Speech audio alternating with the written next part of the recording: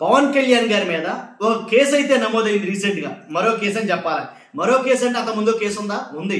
ఎలా అంటే గత ప్రభుత్వంలో జగన్మోహన్ రెడ్డి గారి హయాంలో పవన్ కళ్యాణ్ గారు కొన్ని వ్యాఖ్యలు అయితే చేశారు. ఏమని 30 మంది అమ్మాయిలు మిస్సింగ్ అయిపోయారు, ఆంధ్రప్రదేశ్ నుంచి మిస్ అయ్యారు. వాళ్ళందరినీ కూడా జగన్మోహన్ రెడ్డి గారు ఏర్పాటు చేసినటువంటి వాలంటీర్లు ఎవరైతే ఉన్నారో వాళ్ళు వేరే రాష్ట్రాలకు తరలించేశారు. ఆ అమ్మాయిలు మిస్ అవడానికి, కిడ్నాప్ అవడానికి కారణం ఇవన్నీ కూడా వాలంటీర్లే అని రకరకాల ఎన్నికల ప్రచారానికి కాబట్టి ఆయన నచ్చినట్టుగా చాలా మాటలైతే మాట్లాడేశారు.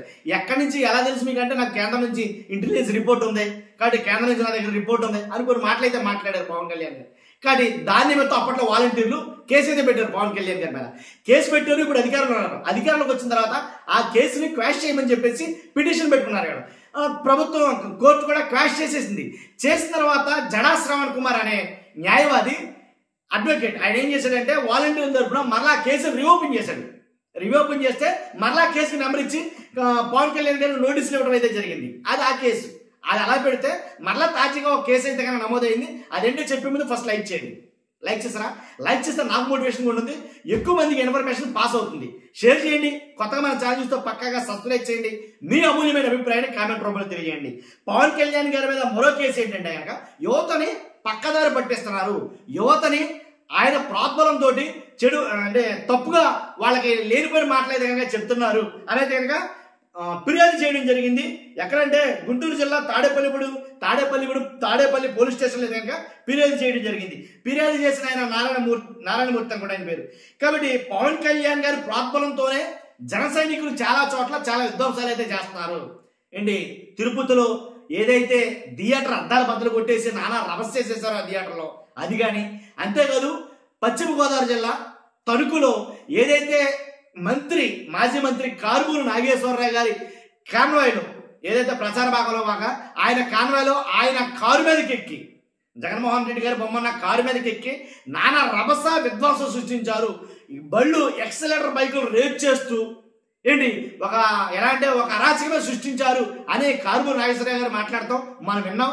అలాగే ఎలాంటివన్నీ చేస్తారా కానీ కారణం ఏంటంటే ఎవరైతే పవన్ కళ్యాణ్ గారు ఉన్నారో ఆయన ప్రోద్బలంతోనే వీళ్ళు ఎలా తయారయ్యారు అనేది కనుక మాట్లాడటం జరుగుతుంది.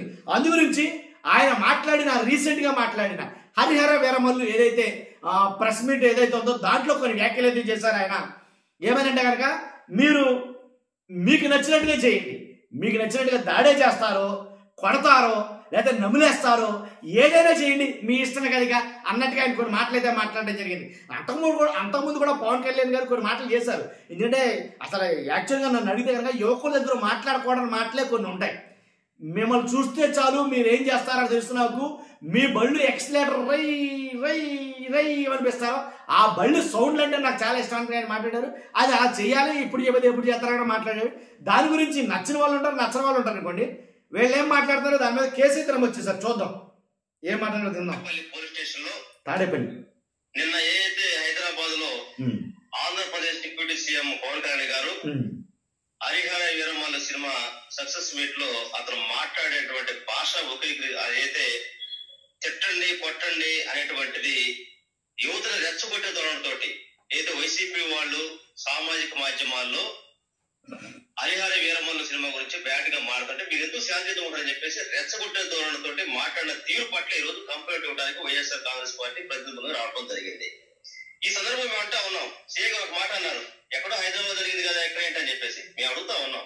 పెద్దిరెడ్డి సుధాన అనేటువంటి ఒక సోషల్ మీడియా యాక్టివిస్టు ఎప్పుడో జరిగిపోయిన దాని గురించి ఎప్పుడో అన్నదని చెప్పేసి ఈ రోజు మీరు ఈ ప్రభుత్వం వచ్చినాక జిల్లాలో మార్చి మహిళ అనేటువంటి చూడకుండా అసభ్యంగా మీరు దారుణంగా కేసులు పెట్టారు కదా.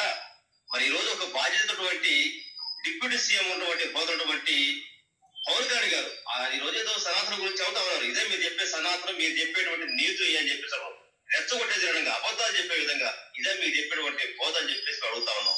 ఈ రోజు ఏదైతే ఉందో ఈ ప్రభుత్వం హరిహర వీరమల్లు అనే సినిమా సక్సెస్ మీట్ లో పవన్ కళ్యాణ్ గారు మన రాష్ట్ర డిప్యూటీ సీఎం గారు మాట్లాడుతూ ఒక్కసారి మీకు వీడియో ప్లే చేస్తా. సోషల్ మీడియా దీనికి వెలిగిపోగలట్ల మీకు తమ్ముడిని తిరిగి కొట్టగట్టే ఎట్లా దాడి చేయాలో చేయండి. Negative aspect is about our civilization. It's about భారతీయత. It is about civilization. ఏది దాడి చేయండి, మీకు నచ్చినట్టుగా దాడి చేయండి, కొట్టండి, కొట్టి నమిలేయండి, అది మళ్ళీ సివిలైజేషన్ అంటది.